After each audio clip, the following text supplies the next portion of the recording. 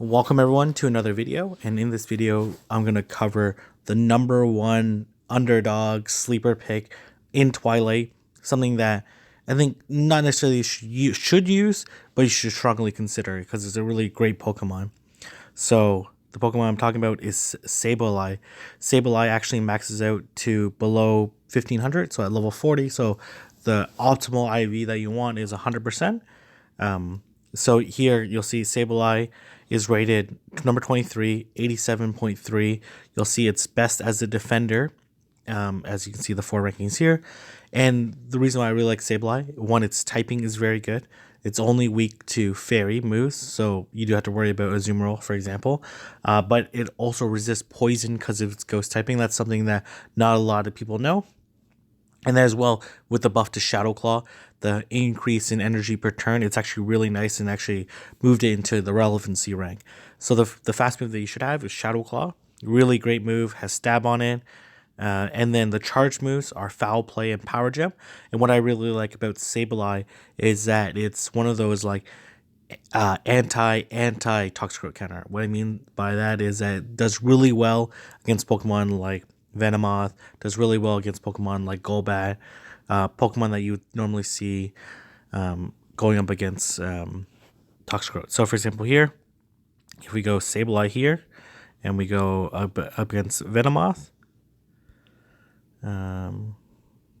let's put Confusion on it, and let's say it has Psychic, for example, and then we're going to put Power Gem on it, and you'll see in this particular matchup it dominates against Venomoth, and you'll see here that trading shields actually results in Sableye actually having even more dominant matchup. So 500 would mean that it's an even matchup, and then anything above that number up to 1000 is a more favorable matchup. So the higher the number, the more favorable matchup it is for the Pokemon on the left. And if you go up against another Pokemon like Golbat, for example, another common Toxicroak counter, you'll see that it actually has not as a favorable matchup because it does have Shadow Ball here, which will do neutral damage, and as well Wing Attack will do neutral damage. And you'll see here in a one shield matchup, it actually has an almost even matchup. But you'll see that even if Golbat shields once, for example, you'll see that actually results in a dead heat tie. So you'll see that Sableye is really nice against a lot of Toxicroak counters, and you'll see that it actually performs even better. So if we could move over to Pokebattler, so this is one feature I really like about Pokebattler over PvPoke. Now that I'm trying to pit them against each other, just use the websites for different purposes here. You'll see that there's random shielding strategies. So if we go random shielding strategy, you'll see that here Sableye is ranked number 8 for Twilight with a 57.3% win percentage, and if we never shield, you'll see that Sableye is ranked a little bit lower, number 14 at 54.5. And if you use one shield, you'll see that it's 64.8. And if you go to two shields, it's actually 71.7 and ranked number 6. So I like using Sableye both as a lead and as a close. So for example, if I run Toxicroak as a lead, then I can easily switch in to Sableye, knowing that if they're going to switch, they're probably going to switch to a Toxicroak counter. So if you lead with Toxicroak, Sableye is really good to deal with those Toxicroak counters, and performs really well, and actually has like really dominating matchups against the more dominant counters to Toxicroak, like Venomoth, for example. So I'm going to turn it over to the gameplay, and you guys can watch and see how I execute and utilize Sableye. Welcome to the battle portion of the video. I'm going up against CPA Unovo. I don't know how to say your name. Sorry, Chris. I'm going up against Chris. And then here, I'm going to lead with Sableye, and I'm going up against Skuntank. This matchup is like pretty even between Skuntank and Sableye. With Shadow Claw, it's so nice. So the poison jabs are resisted, and then he also resists my Shadow Claw because of the dark typing here. I'm going to go with Power Gem here. Now let's see if he shields or not.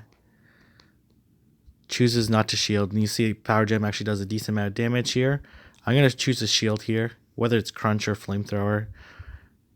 Oh, he actually did Sludge Bomb. I guess Sludge Bomb is lower energy requirement. I actually don't know. I haven't used Sludge Bomb in a while. So here I'm going to hit it with... he might have Flamethrower. That's probably why. So he's going to shield here. And I'm going to build up energy here. I'm going to shield again here. Just because I really like my Sableye. And I'm going to be able to build up a significant amount of energy before this Skunk Tank can do another move. So anyways, so worked out well here. I'm going to wait to see what he brings out. Let's see what it is. Okay, it's a Venomoth. So here I'm going to hit it with 2 foul plays. Like Power Gem probably did a little bit more, but I need to bait this last shield and before I faint as well. So here I'm going to hit this second foul play.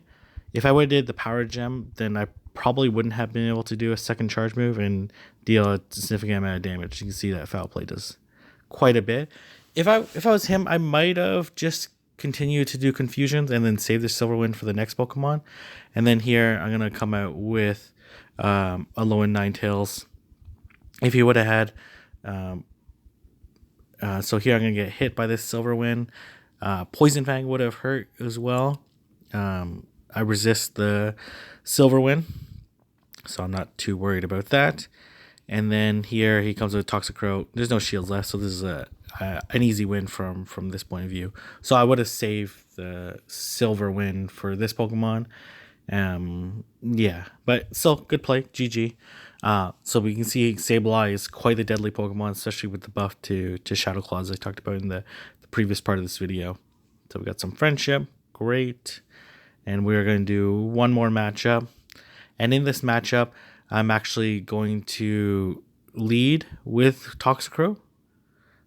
Not necessarily that I think Toxicroak is a great lead, but I'm going to show you how you can lead with Toxicroak, and even if they use I think that's probably going to be my team there. I'm not going to include a Skunk Tank instead of Venomoth. That Sableye is a good anti Toxicroak counter. So let's see what he leads with in this particular point of view. So I'm going to lead with Toxicroak. He comes out with Venomoth, so I'm like, oh no, I have to switch right away. So I already know what I'm going to do. Here I'm going to switch, and then I'm going to come in with my Sableye. So Sableye, obviously double resist confusion. And this is not a bad matchup for me as well either. Obviously, Water Gun does neutral damage, and then I'm doing neutral damage back to it. And you'll see Foul Play actually does a decent amount of damage there. So I'm going to shield here, just because I really like my Sableye, and I'm going to be able to feint it with Shadow Claws before it's able to do another Aqua Tail. So there you go. Feint it. Let's see what he comes out with. He comes out with Skunk Tank. I'm going to hit it with a Foul Play just to bait a shield. Let's see if he shields or not. Yeah, he chooses shield. And then I'm going to hit it with Power Gem now. And either I beat the second shield or he doesn't shield at all, and I do a pretty good amount of damage there. So he chooses shield. Doesn't matter so much here. I'm not going to shield here. I have no energy left. I might be able to race it to but here I want to save my last shield. And then here I'm going to feint it with Mud Bombs. He did Lag here, which is a little bit unfortunate. I had the matchup advantage in the end, so I don't think the result would have been different.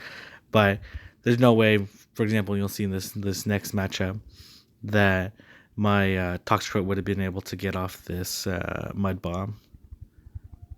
But I had like Skunk Tank versus Venomoth is with no shield is a win for sure, right? So you'll see here that I would have fainted anyways with a Flamethrower, and even if he hit me with like a Silver Wind, for example, I still had a shield left, so it would have been a little bit closer because he would have been able to build up a little bit more energy, but I have the shield advantage here, so I'm just going to be able to feint it. I could have fainted with the next Poison Jab, but might as well just feint it with a Crunch with no shields left. A little bit of lag there. So, good matchup. Thank you for the battle, Chris. And if you guys like this video, don't forget to like, comment, subscribe, and tune into my next video. I'll see you everyone in the next one.